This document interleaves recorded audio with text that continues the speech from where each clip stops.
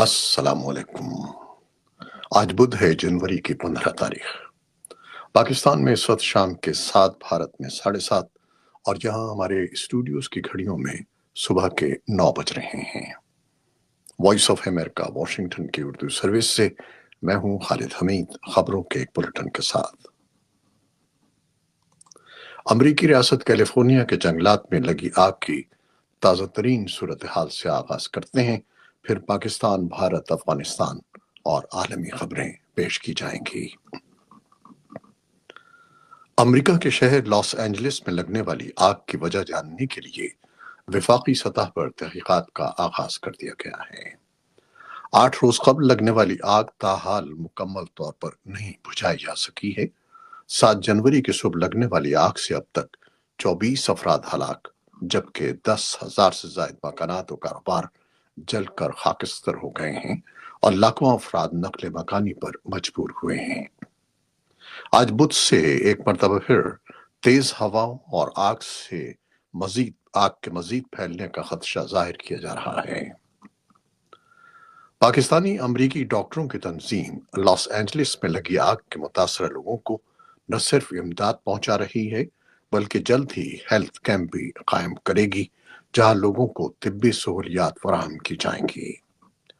منگل کو اپنا کے نام سے موسوم پاکستانی نژاد ڈاکٹروں کی شمالی امریکہ کی تنظیم نے لاس اینجلس میں ایک ڈسٹریبیوشن سینٹر کے ذریعے مزید امداد بھیجی ہے۔ پاکستان اور بنگلہ دیش کی عسکری قیادت نے دونوں ممالک کے درمیان پائیدار شراکت داری کا عہد کیا ہے۔ بنگلہ دیش فوج کے لیفٹیننٹ جنرل قمر اسلام نے منگل کو GHQ راولپنڈی میں پاکستان کے army chief general Asim Munir سے ملاقات کی۔ پاکستان کے ملٹری میڈیا ونگ ISPR نے کہا کہ دونوں فریقوں نے علاقائی سلامتی سے متعلق امور پر تبادلہ خیال کیا۔ بنگلہ دیش کے آرمی جنرل کا دورہ ڈھاکہ اور اسلام آباد کے درمیان تعلقات میں بہتری کے درمیان ہوا ہے۔ ماہرین کے مطابق اس طرح کے تعاون سے اسٹریٹجک شراکت داری بن سکتی ہے اور مشترکہ کوششوں سے بھارت کا مقابلہ زیادہ مؤثر طریقے سے کیا جا سکتا ہے۔ تفصیلی رپورٹ کے لیے ہمارے سوشل میڈیا پلیٹ فارمز پر آئیے۔ بھارتی فوج کے سربراہ جنرل اپیندر دویدی نے ایک پریس کانفرنس میں دعویٰ کیا ہے کہ گزشتہ ایک سال میں 73 دہشت گرد ہلاک کیے گئے ہیں، ان میں سے 60% پاکستانی تھے۔ انہوں نے پاکستان پر الزام عائد کیا کہ وہ بھارت کے زیر انتظام کشمیر میں اب بھی دہشت گردوں کو بھیج رہا ہے اور ان کی دراندازی کو روکنے کے لیے سن 2024 میں 15,000 اضافی فوجی اہلکار تعینات کیے گئے ہیں۔ تاہم انہوں نے کہا کہ جموں و کشمیر میں لا اینڈ آرڈر کی صورتحال قابو میں ہے۔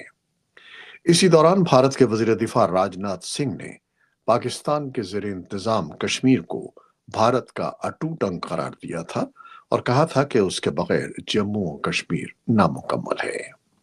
ان کے بقول وہ علاقہ پاکستان کے لیے غیر ملکی زمین ہے جس کا استعمال وہ دہشت گردی پھیلانے کے لیے کر رہا ہے۔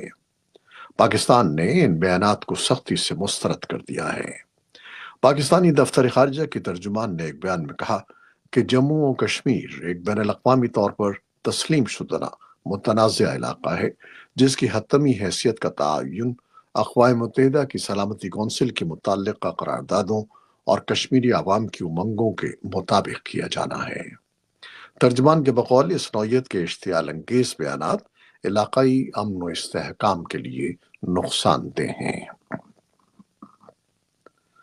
بھارت کے وزیر اعظم نریندر مودی نے کہا ہے کہ مقامی سطح پر 2 جنگی جہازوں اور ایک آبدوز کی تیاری دفاعی صلاحیتوں میں خود انحصاری کے لیے اہم ہے۔ بدھ کو ممبئی میں بھارتی نیوی کے بیڑے میں 2 جنگی جہازوں اور ایک آبدوز کی شمولیت کی تقریب سے خطاب کرتے ہوئے وزیر اعظم مودی کا کہنا تھا کہ بھارت دنیا کی ایک بڑی سمندری قوت بن رہا ہے۔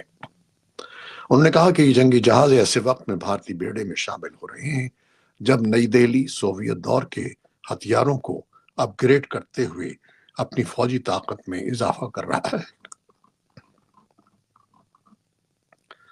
حماس کے زیر انتظام غزہ میں وزارت صحت نے بدھ کے روز کہا کہ گزشتہ 24 گھنٹوں کے دوران فلسطینی علاقے میں 62 افراد ہلاک ہوئے ہیں، جسے جنگ میں ہلاکتوں کے مجموعی طور پر تعداد 46,707 ہو گئی ہے۔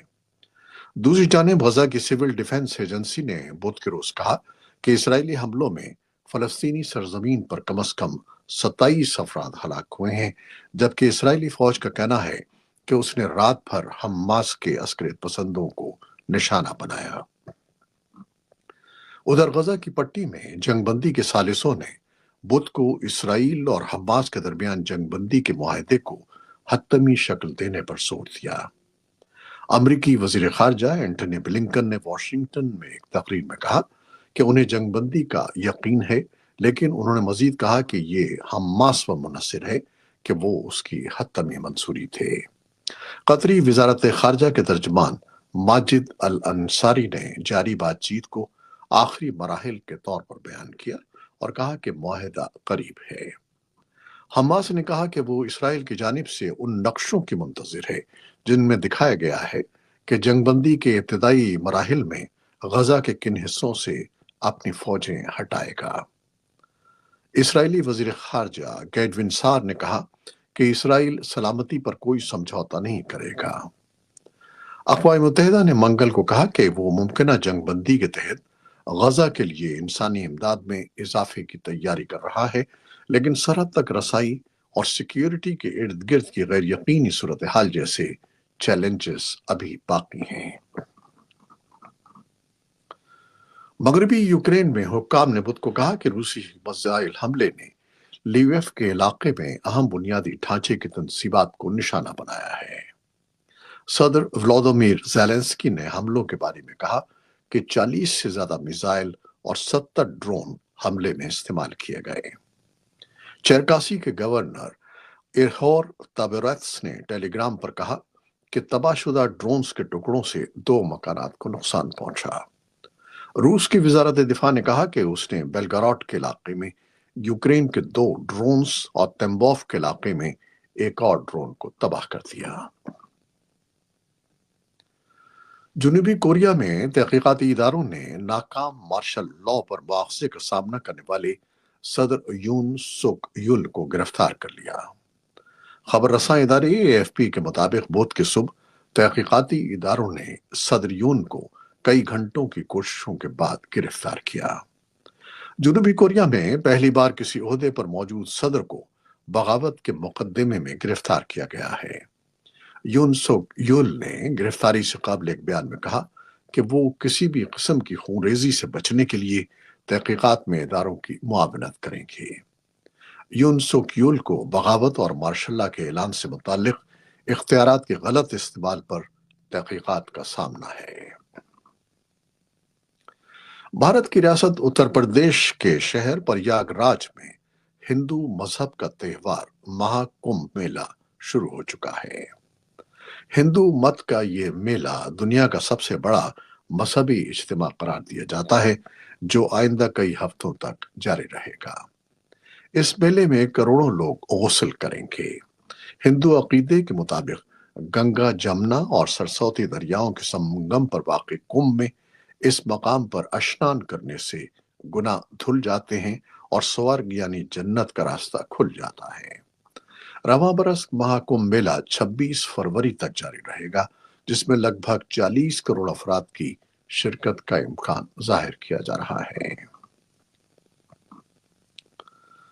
اداکارہ کنگنا رناوت کی فلم ایمرجنسی کی ریلیز میں بس چند ہی روز باقی ہیں، اور بھارتی میڈیا رپورٹس کے مطابق بنگلہ دیش میں فلم کی ریلیز کو پابندی کا سامنا ہے۔ فلم ایمرجنسی سن 1975 میں بھارت میں لگنے والی ایمرجنسی کے سیاسی دور کے گرد گھومتی ہے۔ رپورٹ کے مطابق فلم پر پابندی اس کے مواد کی وجہ سے نہیں، بلکہ دونوں ملکوں کے درمیان حالیہ سیاسی منظرنامے کو مد نظر رکھتے ہوئے لگائی گئی ہے۔ یہ تھیں وہ خبریں جو فیس بک لائیو پر ہم نے آپ کے لیے پیش کی۔